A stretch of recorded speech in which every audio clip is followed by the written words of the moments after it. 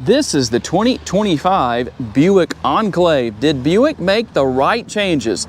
Hey everybody, it's Tom from Vehicle Visionary. I hope you're having a great day today. I'm at Mike Morgan Buick GMC in Shreveport, Louisiana to take a look at the new Enclave and show you what's changed. Now this is the base trim level, so a couple of good things here. For those of you who are always asking for lower trim levels, it doesn't get any lower than this, but it will also show you some of the standard features that you can have across all trim levels. One of those being available Super Cruise. You don't have to go to the higher trim levels for that, for those of you who may want Super Cruise. But you can see the changes to the front end as far as this model goes.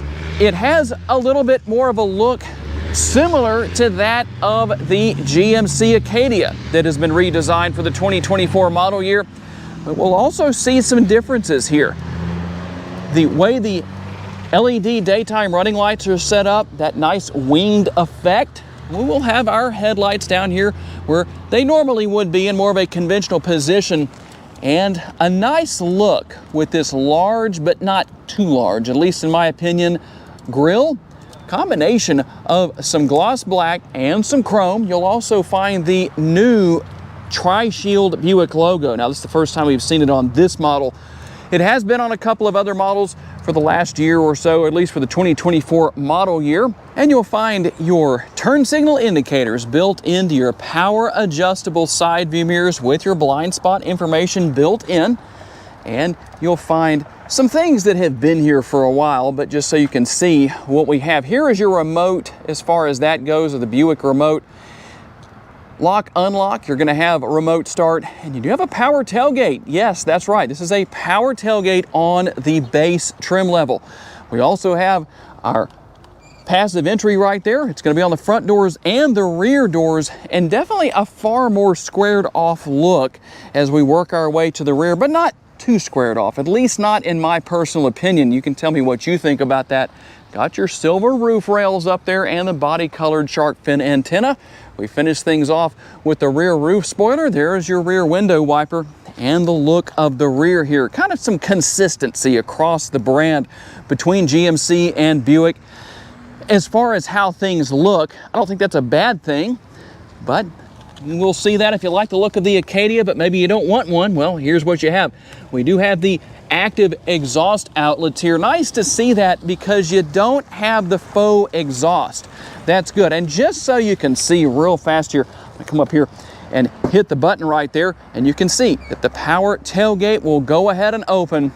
Nice to see features like this, but there's a lot more to talk about as far as standard features go. We'll definitely get into more of that when we get into the interior, but let's talk about what you'll find under the hood. Under the hood is the 2.5 liter turbocharged four-cylinder. This will be the only engine option, but it's not weak. 328 horsepower and 326 pounds-feet of torque.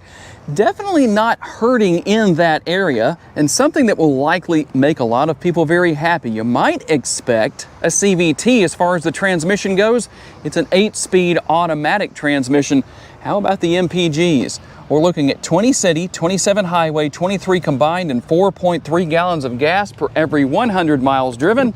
This model has a rather large, in my opinion, for the Enclave, 19.4 gallon gas tank. That's a plus. And by the way, you might have already noticed there's no prop rod here to keep the hood up. You have the nice struts that help to open the hood and keep it open. If you want to tow, you can tow a surprising 5,000 pounds. And how about cargo capacity? 22.9 to 97.5 cubic feet, rather plentiful in the cargo capacity area.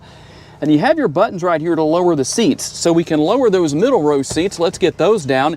Now those drop. You'll have to manually put those back up, but you do have two power buttons or two power settings here for your rear seats. As far as lowering those all the way down, apparently we're gonna have to move our middle seats up just a little bit to get these rear seats to go all the way down. And there we go. Now everything will go ahead and maximize in cargo capacity. So here's what we have underneath the floor. Not only is there a decent amount of additional cargo space, but you can see by the diagram right there that there is also a spare tire. It's going to be underneath this area. You'll just remove all of this.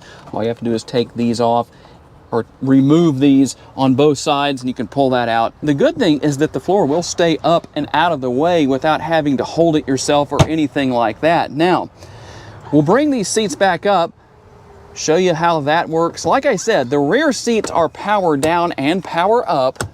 You can hit the buttons to drop the middle row seats, but you'll have to go up there and manually put them back in place. Now, this model does not have a sunroof, but there is a sunroof available. We'll take a quick look into the interior and see what we have. Nice large armrests for your rear seat passengers, or should I say middle row passengers. It is pretty soft, by the way, and a good sized door bin right there. The button right here will get the seat up and out of the way. Let's see if I can get that to work for me. There we go.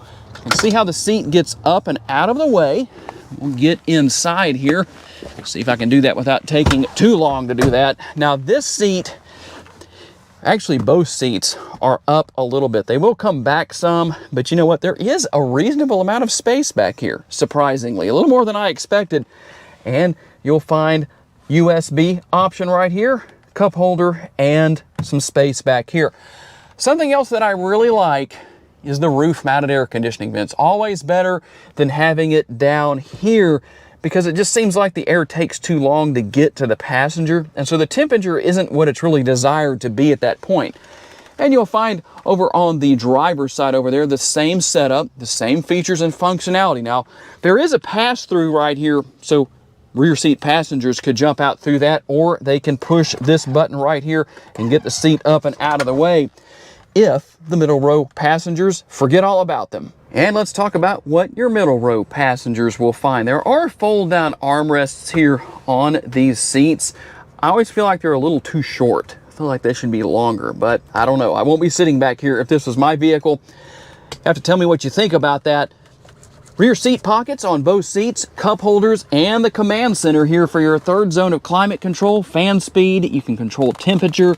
All of that is going to be here. And you also have a power outlet right here and a couple of USB options.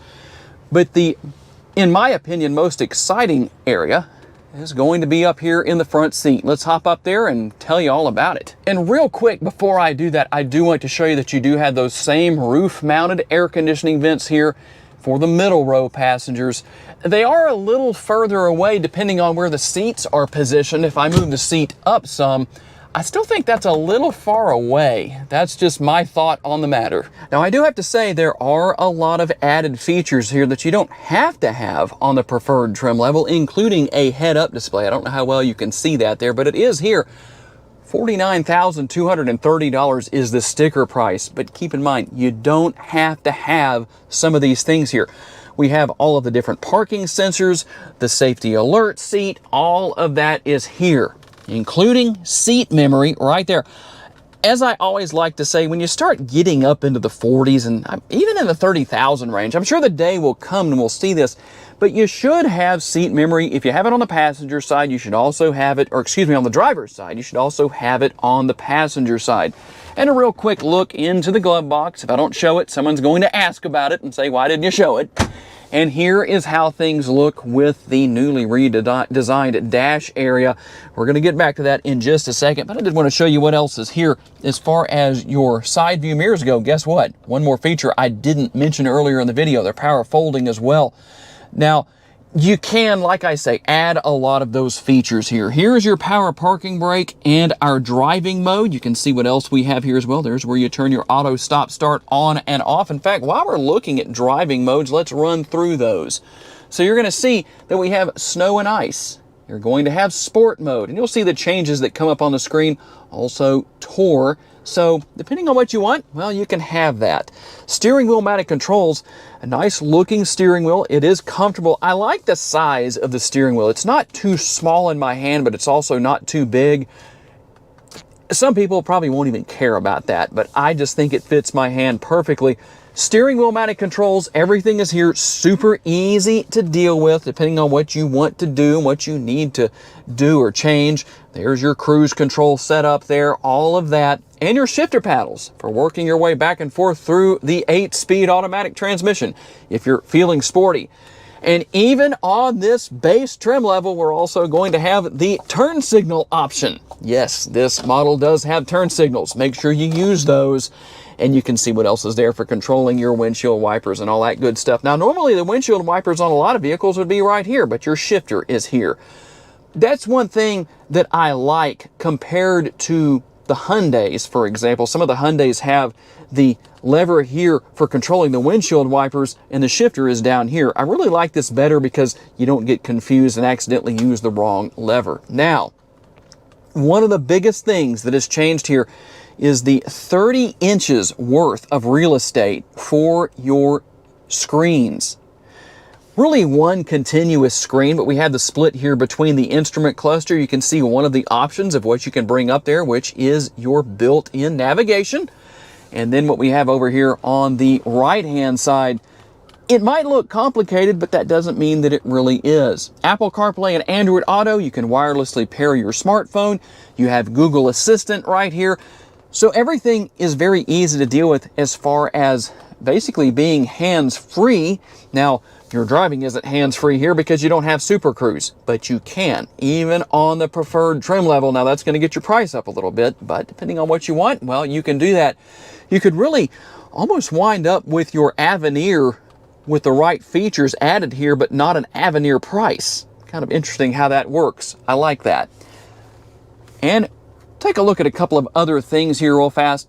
You do have the maps built in right there, My Buick. What about controls? Let's go in and take a look at what all we have here. Your dome light, you can see the power window lockout if you want to do that. There's a few other things here you can turn on and off, such as park assist, traction control. That is all here. But one thing I wanted to show you is right here. Your cameras, multiple cameras available here. I really like that. So you've got your standard view right here. We can also go to our overhead view. We can go to our side view. And then right here, I want you to notice something. Notice that you have this option or the option right here. That gives you your rear camera view. So that changes things up a little bit as far as your standard goes and your overhead. A lot going on there. I really like that. Now you can still control the air conditioning down here. You see what's on the screen right here, but you can actually control that right here via the physical controls. I'm glad that Buick didn't get rid of that. Sometimes you see that. And another standard feature is right here, wireless charging. Nice to have that. Also, we're going to have our knob right here for controlling the volume and some gloss black. Don't know that you need to fingerprint that up too much, but I don't think that's in a terrible place where that will be an issue. There's your cup holders and more space with the center console. Nice large lid that doubles as an armrest. And don't worry, that's not all the space there is. That tray is removable. So that's nice to have plenty of space within that area. And how about the upper console? Let's see if the camera will pick things up properly. There we go. A little bit lighter. Hopefully you can see everything up there as far as that goes. You also have your sunglass holder right here. And if you want to exercise all that 328 horsepower, here's the oh crap handle. Well, the driver shouldn't be reaching up there, but your passengers might, because they may be a little surprised at what it's like when you get out on the road. Okay, let's get out on the road for a quick test drive. I do apologize that I had to stick you in the windshield, but it's the only option I had. So let's see what it's like to drive this new Enclave with this engine under the hood. We have a driver in front of us that's a little slower than I would like to be going, a little under the speed limit. Let's see how we do here. It gets down the road with no problem. I'm not really pushing it that hard, barely at quarter throttle, but we really didn't need to do too much right there. But I tell you what, that 2.5 does a really nice job here. Something I forgot to mention earlier in the video is the fact that you have a tilt and telescopically adjustable steering wheel. Now it is manually adjustable. I don't really know that anybody's too concerned about that and saying, well, why isn't it power adjustable at that price range? Well, it's just the way it is.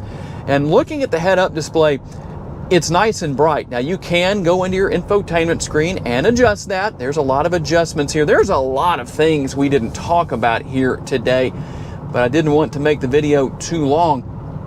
But when it comes down to it, you might be very surprised at some of the additional features that are here for 2025 and beyond. Ride quality is nice. I definitely feel like the ride quality is good and comfortable, very responsive as far as the handling goes for what it is. It's not meant to be a hot rod or anything like that, but it does do a good job, and I like the tight turning radius here. Very easy to make my legal U-turn right there. For anybody who might say that was an illegal U-turn, well, you might notice that there was no sign anywhere that said otherwise. You never know what people are going to say in the comments section about these videos. It's always entertaining.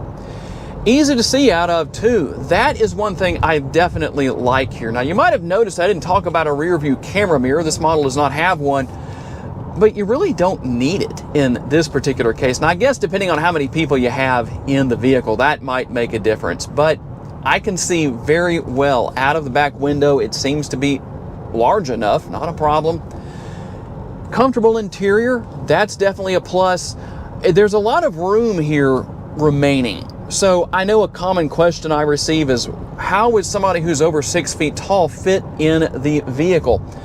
I'm 5'10", so I can't really tell you based on personal experience, but based on how much space there seems to be, I feel like somebody who's over 6 feet tall will have no problem fitting here.